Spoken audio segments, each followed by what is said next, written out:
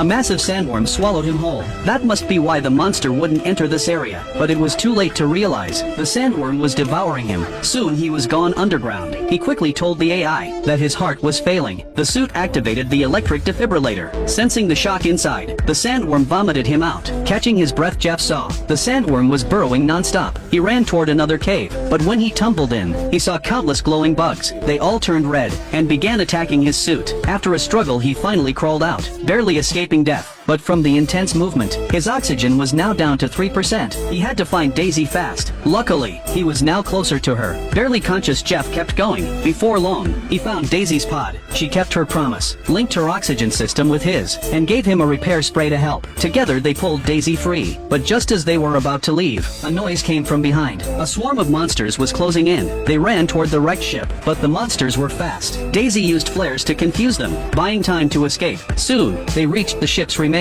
As they stepped through the hatch, Daisy opened the system and shut the door just in time, stopping the monsters outside. They were both terrified. They planned to find a safe spot and check for supplies, but after a few steps, they saw blood all over the floor. When they looked up, there was another monster inside. They hid in the corner trembling, and when the monster moved away, they tried to sneak out, but then,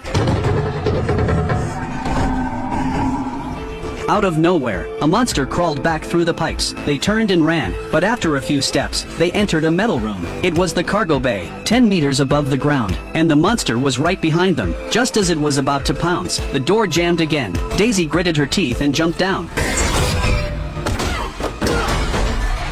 Luckily, both survived, but the monster was still chasing. Daisy dragged the oxygen unit, pulling Jeff along, but they couldn't just keep running. Even though the bay was full of cargo, the monster could still crawl on the walls. In a desperate moment, Jeff had an idea. He told Daisy to stall it and wait for his signal. Then he ran to the giant pod in the cargo hold. Using his climbing skills, he quickly got on top. He worked on the system, first turning off the lights to give Daisy a break, then verify his ID, and opened the pod's glass door. Meanwhile, Daisy lured the monster with her glowing suit. When the creature reached the target spot, Jeff calculated the drop time, plugged in the power, and launched the pod. Right beneath them, Daisy and the monster were fighting. Jeff was sweating from the tension. Then a heavy impact followed.